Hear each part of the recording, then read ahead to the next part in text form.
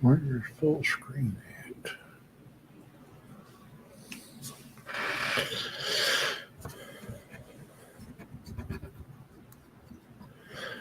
All right, Kim Baker here with the Victim Survivor Conqueror Ministry, coming to you on this Tuesday evening on Facebook Live, YouTube Live, Twitch TV, Twitter, and I think that's it.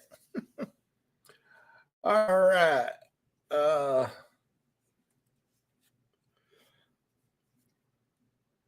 Try to get what hair I got situated here. All right. Hopefully, the volume is working better tonight. Let me see here.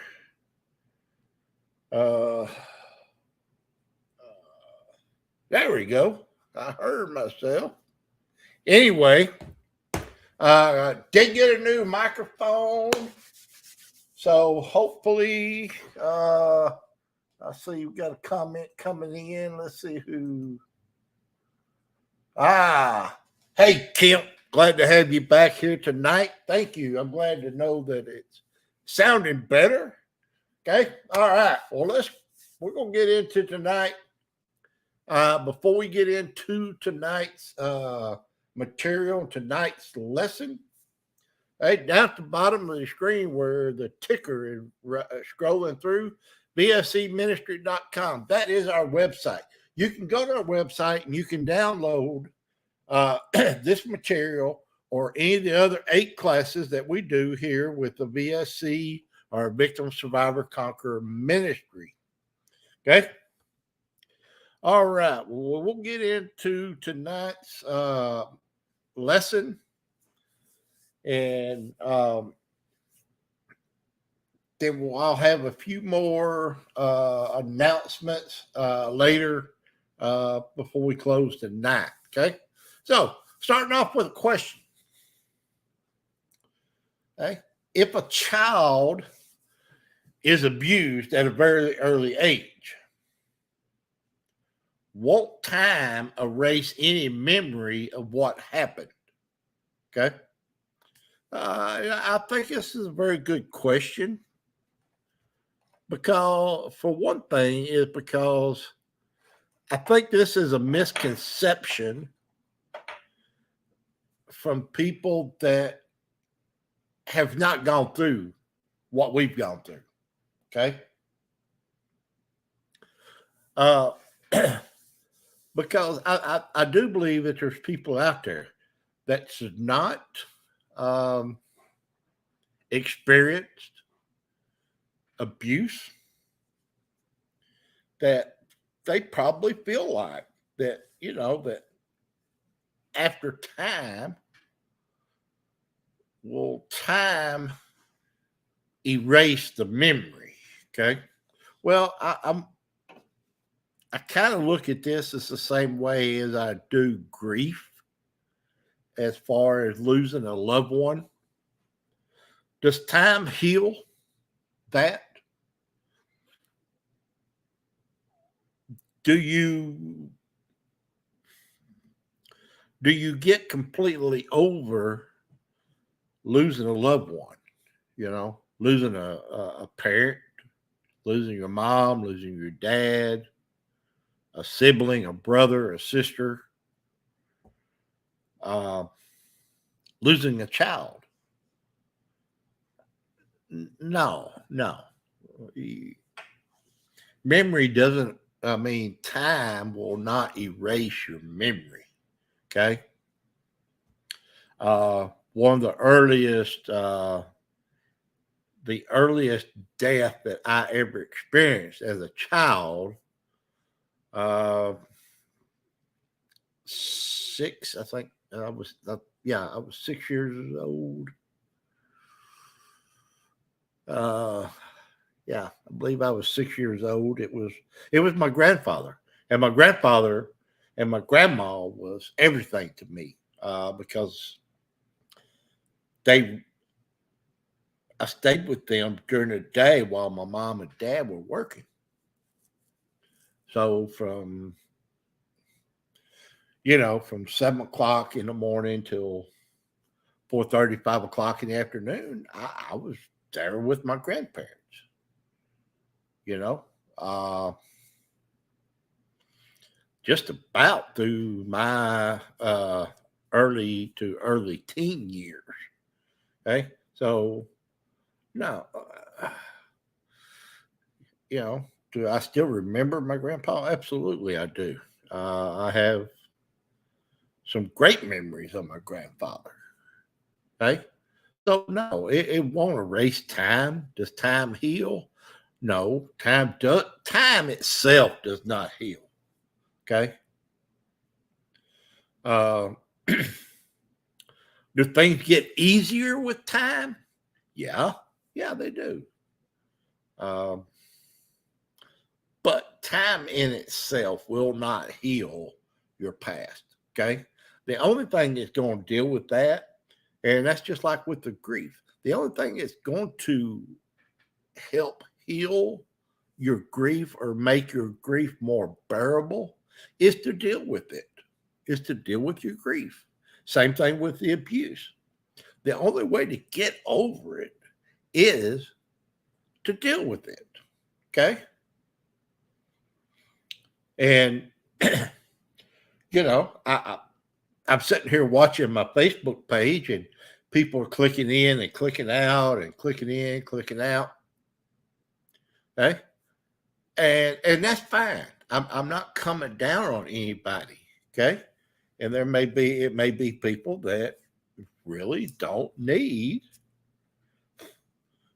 healing. Maybe they've already healed. If they have, great. Praise them. Praise the Lord for that. Okay. Very thankful for it. But if you never deal with anything, how are you going to correct it? Okay. You can't. So, does it take hard work? Absolutely, it takes hard work. Does it take time? Yeah, it takes time. Okay. To address this, let's just say anger. That anger is a byproduct of your abuse. Okay. One person could deal with their anger, they could try to deal with their anger, and, it may take, just as an example, say 3 months of dealing with it and working at it. Okay. Next person may be 6 months. Somebody else may be 9 months. We just never know. You don't know. Okay. But I will tell you this. Okay. If you avoid it, you're never going to heal from it. Okay. And is it hard work? Yeah. Yeah. Yeah. It can be very hard work. Okay. All right. So let's move on.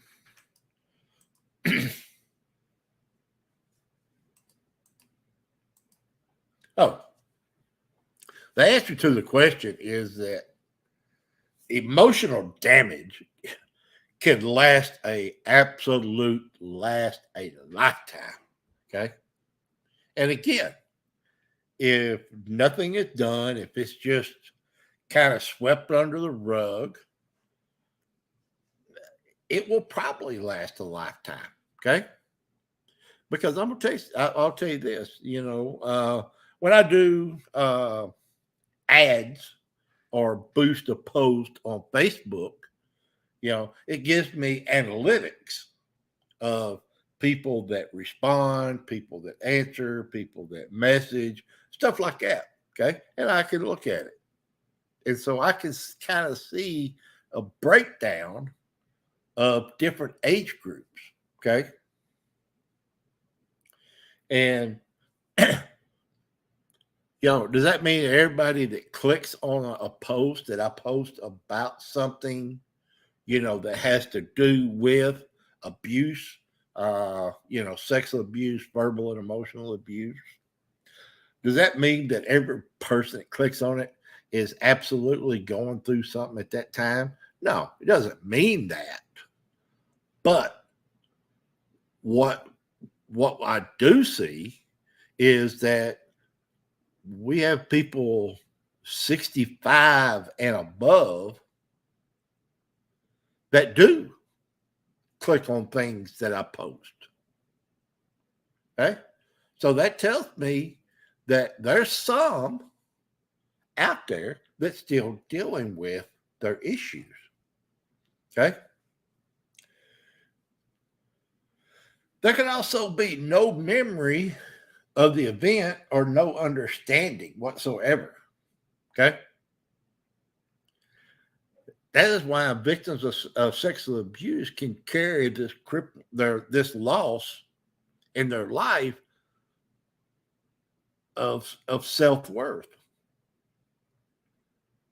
A loss of self-worth. Okay?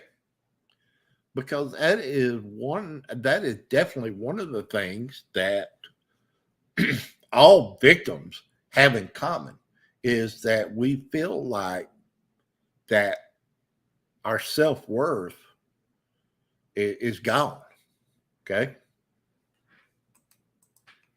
Well, sorry about that. Went a little bit too far. An overwhelming amount of shame and fear, a fear-based outlook on life and relationships. God, isn't that the truth? Yeah, absolutely, man. Yeah.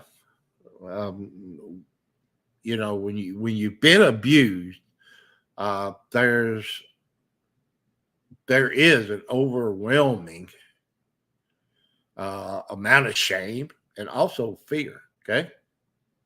And that is one of the reasons why we'll segue into this, is that we do about an 8 to 10 week study or discussion on fear, because it's such a crippling symptom of the abuse. Okay. Listen to my cry, for I am in desperate need. Rescue me from those who pursue me, for they are too strong for me. Set me free from my prison, that I may praise your name. And that comes from Psalms chapter 142, verses 6 and 7. Okay. All right. So, what about physical signs? What type of physical signs can we see from people, or that can manifest themselves in people's lives? Okay. And Marilyn Vanderbuer, she is a young lady that the backstory to this study is about her life. Okay. And one recognizable physical abuse surfaced when Marilyn was in the 5th grade. Okay. There was an incident in gym class where the gym teacher had instructed everybody to bend over and touch their toes. Okay. And we all, if been in PE class, now it's been a few years since I've been in PE class, but I still remember it. Okay. Yeah, that was one of the things that they had you to do. Bend over and touch your toes. Okay. All right. So, but here's Marilyn. She's been sexually abused from the age of 5 till the age of 18. Okay. 13 years. Well, here she is. She's in gym class, and she can't reach but the middle of her calves. Okay? right now at my age, I'd probably be lucky to even get to the middle part of my calves. And I'd probably be proud of that. But the reason why is because her body was so tight and rigid. Okay? Why? You ask why. Okay? Well, we're going to look at it. Okay? But here she is. She's so embarrassed because of what the gym teacher is fixing to do that he singles her out. Okay? She's over here bending over, trying to touch her toes, and he walks up behind her and he starts pushing on her back, trying to force her to touch her toes. Okay, touch her fingers to her toes. Well, she goes on and she talks about it. She says, I could never allow my body to let go. Why? Okay. By letting go, it meant that I had to submit. I had to feel. I had to respond. And to her, she had to lose. By letting go and touching her toes meant that she lost, that she would lose. Okay? And it meant, because what happened? We know that prior to this, she talks about her becoming basically two different people. There's a day child and a night child, and they were completely different. But if she submitted, if she were allowed to feel, if she allowed herself to respond, it meant that she lost and she would become reprehensibly bad. That's the way she viewed herself.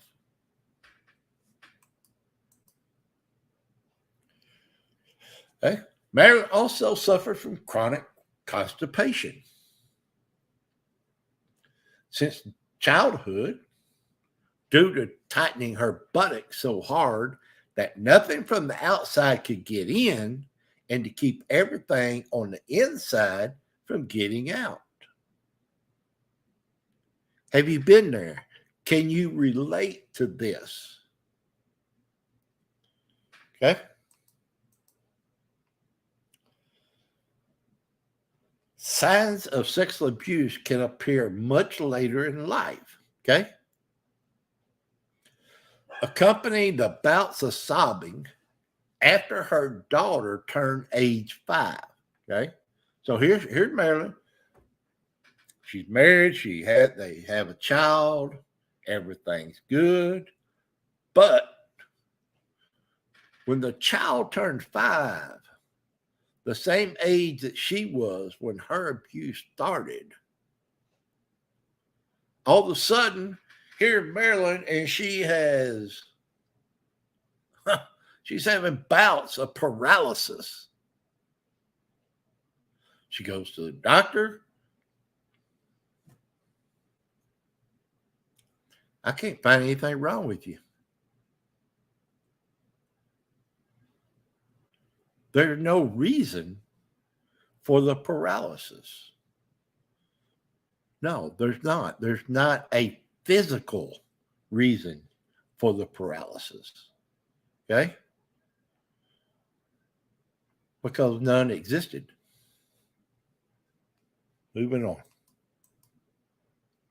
Marilyn's paralysis did not originate in her body. Okay? It didn't start inside of her body.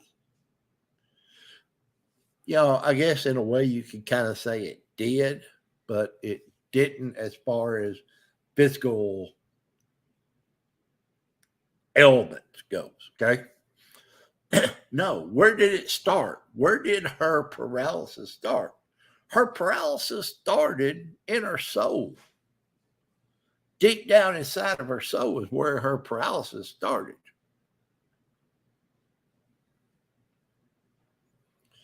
And not just her soul, but her anguished soul. Have you ever felt like that your soul has been anguished? The scripture passages speak of such agonizing anguish. Okay, let's look at them. My soul is in anguish. My pain is not relieved. It does not go away.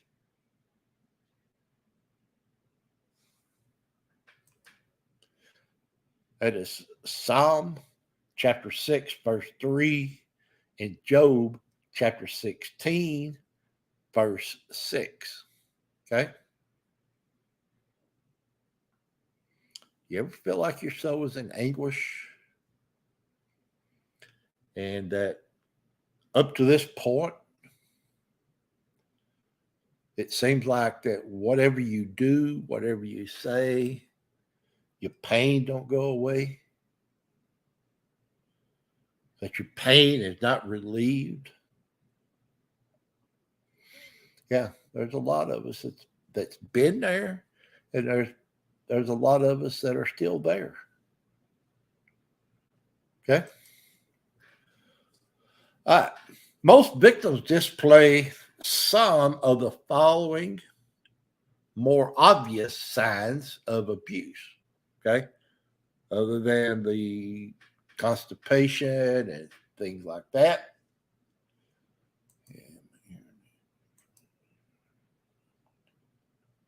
Okay? One of them is bedwetting, a change in toilet habits. Next is abdominal pain, having abdominal pain, another physical symptom. Okay?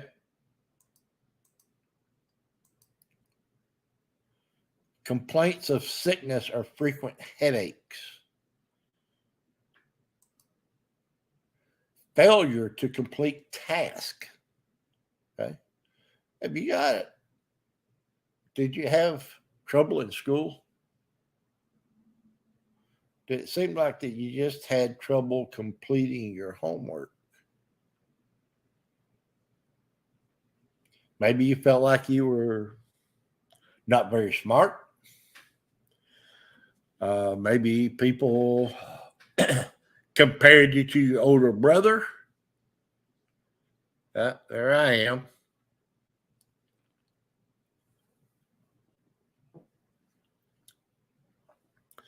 Excuse me, sorry about that.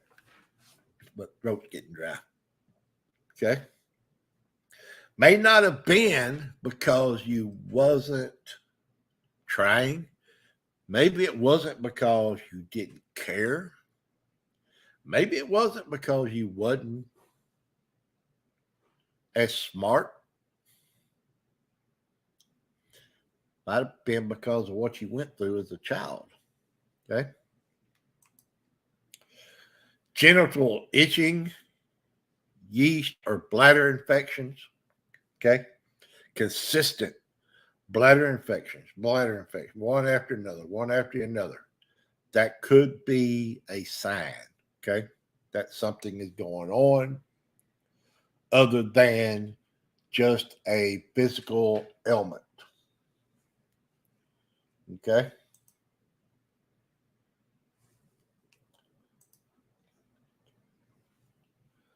I forgot to start my Zoom. Oh, well.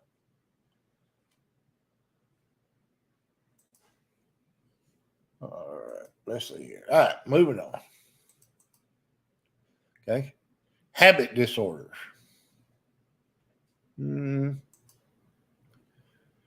Masturbation, either excessive or in public.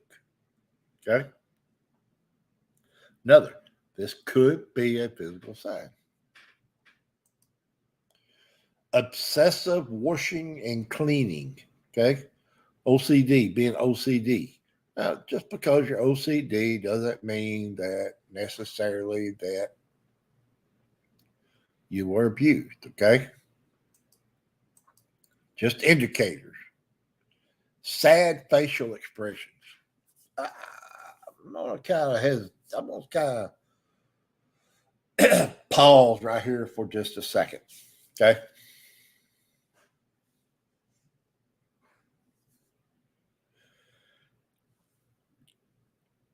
Is everybody that walks around with a sad facial expression, does that automatically mean that they were abused? No. No, it does not mean that. Okay. But statistics tells us that if this is you, this increases the chances that you were abused greatly. Okay. Doesn't mean that you were, but it means that the odds are greatly against you. Okay. Because everybody could just be having a bad day. Okay. That happens. We know that. Frequent crying. Okay. Pain when urinating. Another indicator. Okay. Prenatal pregnancy. Okay. Why? Just because you were abused doesn't mean you're going to come sexually active. But again, the odds are if you were abused, you probably will become sexually active at a higher rate than non-abused. Okay. Self-mutilation, cutters. Okay. Talking about cutters here. And here's the thing, okay, that what I want to bring to the forefront and what I want to hopefully bring out about all of this is this. As a parent, as a grandparent, as a caregiver, we need to be conscious of what's going on with our kids. Okay? Just because somebody is cutting doesn't mean that they are being abused or they were abused. Okay? Again, it's an indicator. Okay? Parents, grandparents, we need to be in tune to our kids.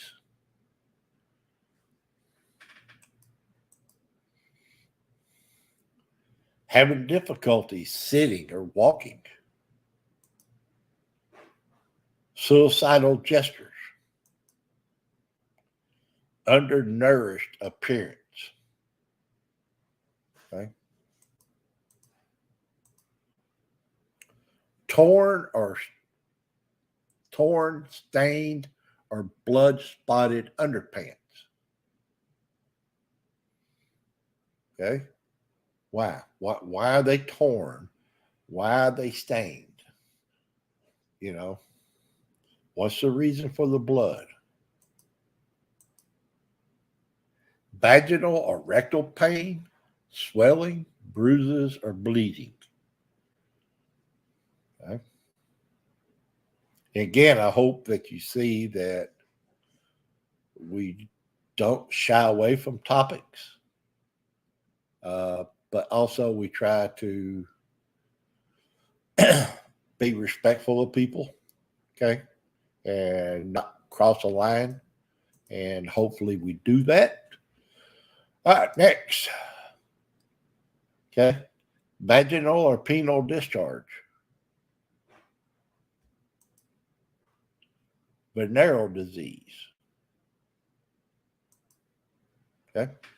And again, and I want to reiterate again that just because you have one of these or more than one of these doesn't mean that necessarily that abuse has gone on or is going on.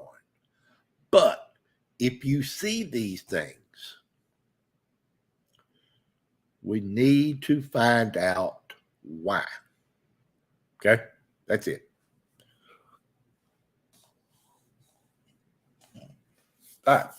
Every child victim can identify with the painful words of Job. We know that Job went through a lot of stuff. Okay. Night pierces my bones. My gnawing pains never rest. That is Job chapter 30, verse 17. Somebody on Zoom. Okay. I thought maybe somebody tuned into Zoom, but they didn't. Okay. All right. So we looked at physical. Now let's look at some social signs of childhood sexual abuse. Okay. Some social signs. Victims usually have difficulty developing healthy habits and relationships, struggling in several of the following areas. Okay.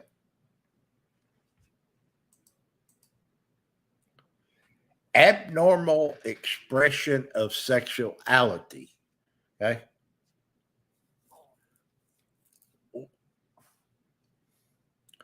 We know that there's a lot of stuff, I'll just say stuff going on in our country connected to sexuality.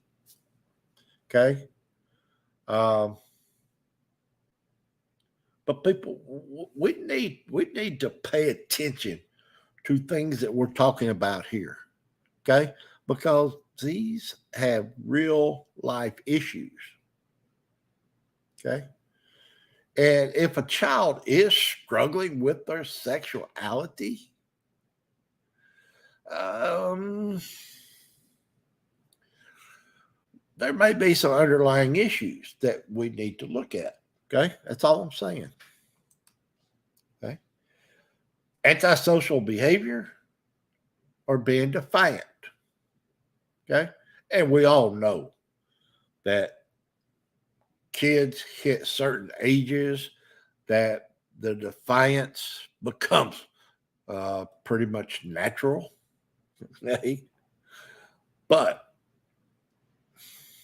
keys to watch. Okay.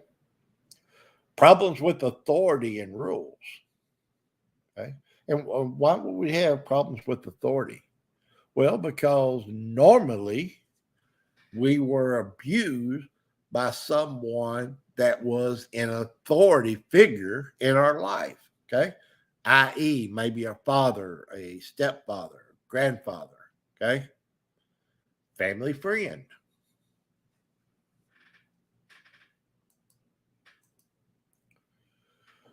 Arriving early and staying late at school.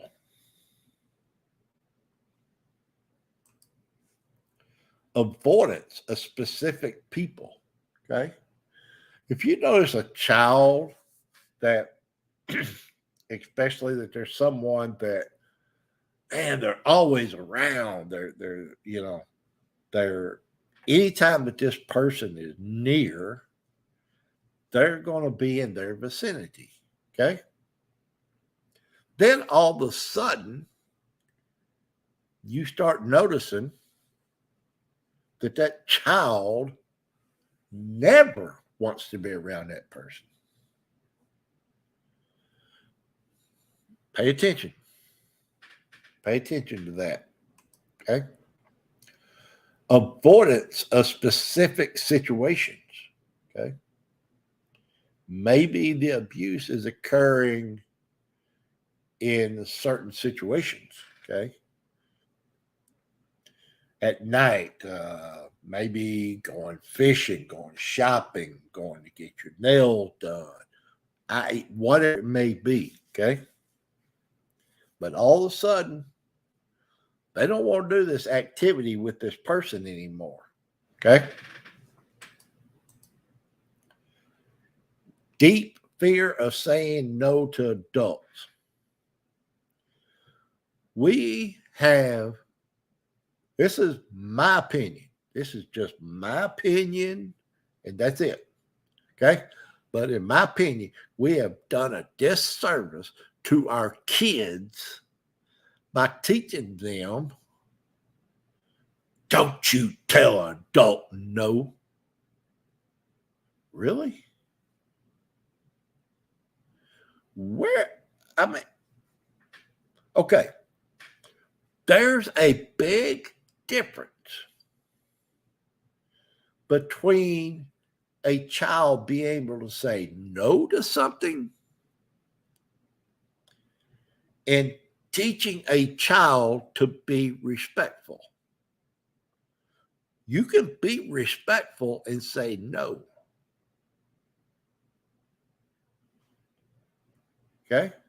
And as a matter of fact, I'll just put it out here. I mean, it, maybe us as adults, if we would have been told no more often, maybe we might have learned how to have more respect for adults or for people in general. Okay. Because it seems like that respect has gone out the window. I can respect you and I can still tell you no about something. Okay. And that's what we need. That's how we need to teach our kids. Okay. No, you don't be rude. You don't say ugly things. But saying no is not ugly. And we need to teach our kids that.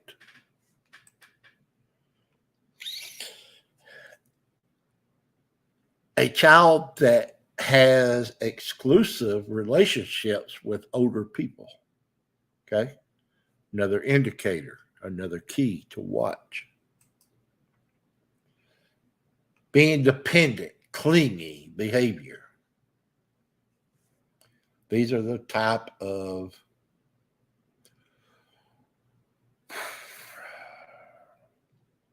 attitudes. I'm trying to think of a good word to use.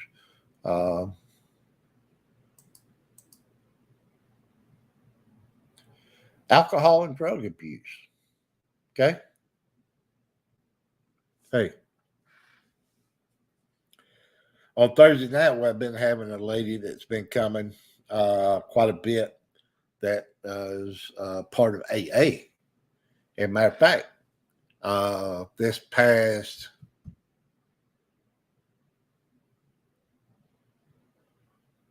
was it June the 28th? I think it was June the 28th. I think June the 28th or June the 29th.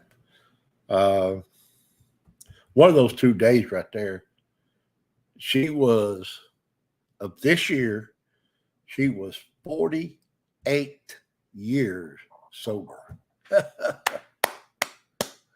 Isn't that great? Isn't that awesome? 48 years sober. That was great. That was great testimony. I loved hearing that from Miss Melody was her name. Good to hear that. But okay, but here's the thing that we have to understand, okay? Is alcoholism a disease? Yeah, I believe it is. I believe it is. And are people prone to that lifestyle? Yeah, I believe that too. But I also believe and I also know that people that were abused turn to drugs and alcohol a lot of times as a way to deal with what we've been through. Okay? I don't want to face it. I don't want to deal with it. I want to make it go away. Pop a top. Open up a whiskey bottle. Okay? If I drink enough, I don't feel anything on the inside. Okay? So here's my point. Okay? Is AA good? Absolutely. Absolutely. You know, I wish that everybody that had a drinking problem could get into AA and find some help for their drinking. Okay. But I will tell you this, and there again, I have no statistics that I know of that backs this up. But I do believe wholeheartedly that if a person that has a drug or alcohol problem, get involved with AA, get involved in healing from their abuse, okay, whether here or somewhere else, because the important thing is that you find some help. Okay? It's not where you find help, but finding help. Okay? Then I believe that that person would have such a much higher percentage of achieving their sobriety than someone who just goes to AA or someone that just attends maybe like VSC or something similar to it. Okay. All right, next, eating disorders. Another indicator. Secretive behavior. Okay. Inability to set personal boundaries. Okay. Now, I'm not going to go into a lot right here about personal boundaries, but I am going to expand on it just a little bit. Okay. Question. Are personal boundaries good or bad? What do you think? What do you think? You think they're good? You think personal boundaries are good? Do you think personal boundaries are bad? Okay. All right. Here's what we have to understand is that we deal with boundaries every single day of our life. Okay. When you get up in the morning and you go to work, you have boundaries at work. Don't you? Yeah. You're not supposed to steal stuff from work. You're not supposed to take stuff that don't belong to you. That's a boundary. You are required, you are expected to put in X number of hours today. That's a boundary. Okay. I know that it's not like it's in the forefront of our thinking every day. Oh, I got to put in 8 hours. I got to put in 10 hours. I got to do this. I got to do that. No, we just do it, don't we? Okay. Marriage. There's boundaries in marriage. If you don't have boundaries in marriage, you need to get boundaries in your marriage. Okay. But there's boundaries. There's things that you are not to do. Okay? Driving to work. Every day when you drive to work, when you're driving down the road, you have boundaries. Okay? There's speed limits. 40. Okay? I'm supposed to stay 40 and below. Okay? What happens if you go over 40 and a cop sees you? You're probably going to get a ticket, aren't you? Because you crossed their boundary. Okay? Same thing with in our personal lives. Okay? There needs to be we need to have boundaries. There's nothing wrong with boundaries. As long as we have proper boundaries. Okay? Because, and I'll go into it just a little bit here. And the reason why I say I'm not going to go into it in detail, in very much detail, is because we're going to deal with this throughout every class that we do. Every subject that we talk about, whether it's guilt, whether it's fear, anger, confrontation, forgiveness, reconciliation, we talk about setting boundaries. We need boundaries. There's nothing wrong with it. Okay? But we need to set and have proper boundaries. Okay? And one of the biggest reasons why is because God doesn't want you to be abused. That's not God's desire. God doesn't want that. And He didn't allow it to happen.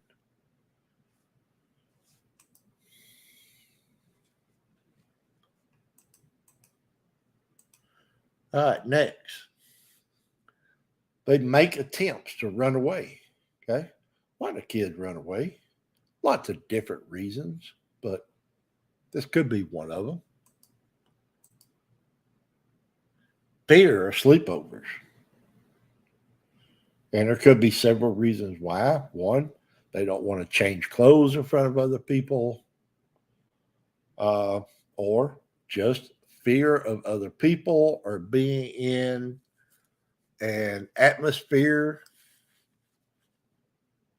that they're not used to. Okay. Extreme modesty, reluctance to change clothes in front of others, just what I talked about. Okay. So could it be promiscuity? Could promiscuity be an issue that you have if you've been abused? Yeah, absolutely. And you could also go the other way. Extreme modesty. Okay. And what we don't need to focus on the second word, but on the first word, extreme. Okay. There's a big difference between extreme modesty or extreme promiscuity. Okay. Yeah. Is promiscuity bad? Yeah. As young people, yeah. But extreme, really bad. Okay.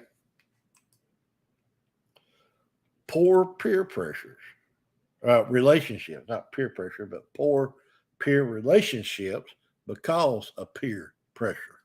Okay. I'll get it out in a minute. Okay. All right. Let's move on.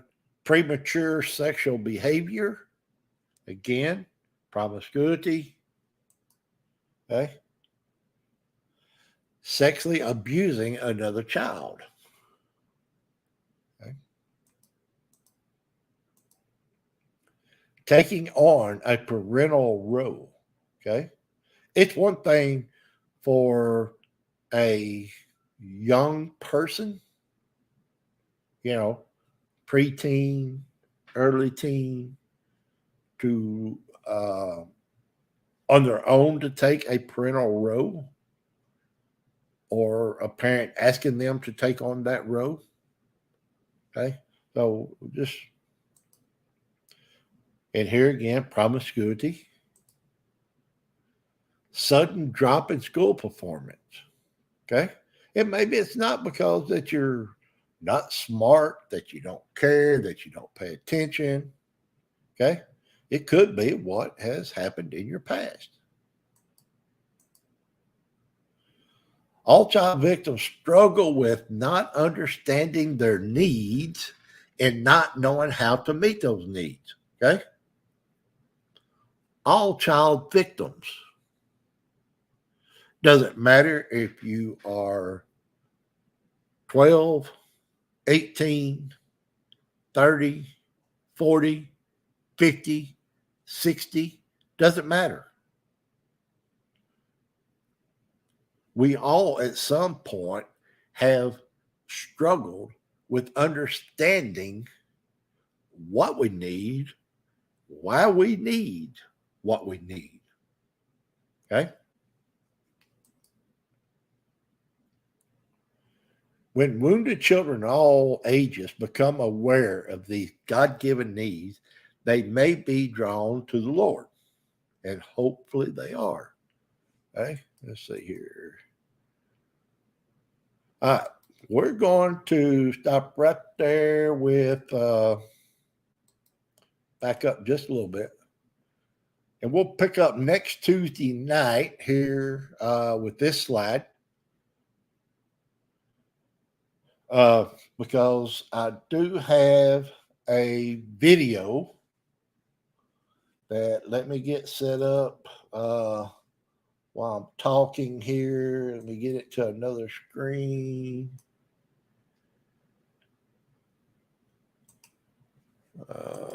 Here we go. All right, I'm about to get it over here.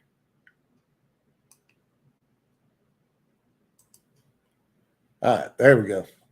All right, this is Emily's journey.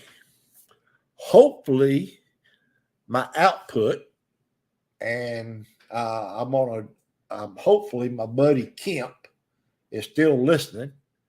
So Kemp, if you're listening, if you can't hear this video, will you please let me know, or somebody let me know? And after this plays, or we can't hear it, then I'll come back and we'll close up for tonight. Okay? Emily's Journey, episode 1.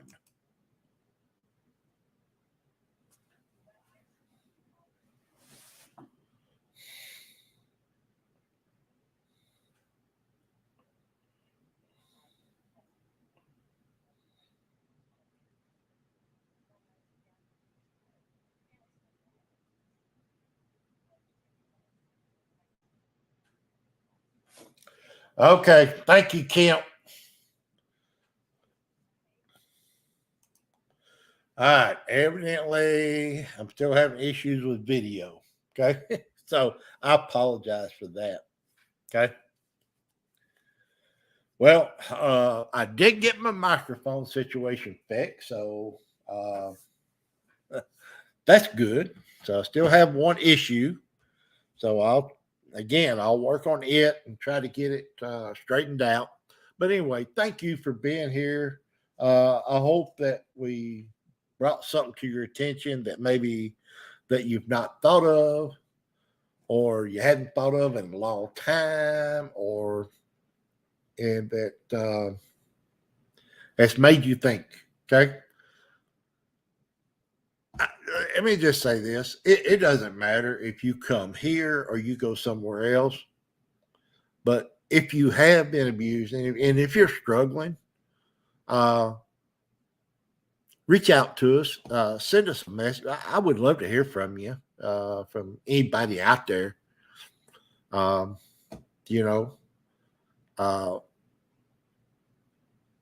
I would be glad to try to help you in any way I can. Okay. Again, our website is scrolling along the bottom of the screen. It says vscministry.com. Okay. There is one thing that I have a hard time doing, but I have to because I am a nonprofit ministry. It takes, we have financial needs to be able to keep our computers up to date, keep them running programs, materials, and to do any kind of community outreaches that we try to do. Okay, and we do have one coming up in October, and I will be announcing that. I'll probably start announcing it next week. But anyway, you can go to our website, and we do have a PayPal button. It is a secure PayPal, and and if you feel led by the Lord to give to the ministry, thank you we very appreciative of it, because like I said, we do depend on donations to keep the ministry going. Since 2012, I've never charged anybody for nothing. Books, materials, nothing. Okay? So if you would, please pray about that situation. Okay? Any amount would be greatly appreciated. Greatly appreciated. Okay? All right. If you are in the Midland, Odessa, Texas area, okay, then we do have a support group that meets on Thursday nights at a Mat Hatara at 3319 Golder Avenue in Odessa, Texas. Okay. We meet every Thursday night at 7 p.m. Okay. Right now we are doing a study on fear. Okay. Again, thank you. If you're on Facebook, please hit one of the buttons. Because silly old Facebook, the more people that like our page, the more people that are allowed to see it. Okay, that's just the way they work. Okay. Also, if you would like to join us, you can join us on StreamYard. Okay, STREAM Yard, YARD. Okay, that's my streaming service that I use right now, and I can have up to 10 people join me on the broadcast if you want to. Okay, that's just something if you might be interested in it, kind of like a Zoom deal. Okay. All right. Again, thank you for tuning in. I appreciate it. Kemp, thank you so much. You've been here the last couple of weeks. You've let me know when I've had issues with sound and everything else, and I appreciate you very, very, very much. Okay. Again, if I can help you in any way, reach out to our Facebook page. You can find us on Twitter. You can find us on YouTube and also Zoom. Okay. All right. God bless and have a great rest of your week. And we'll see you next Tuesday evening at 7 p.m. right here on StreamYard.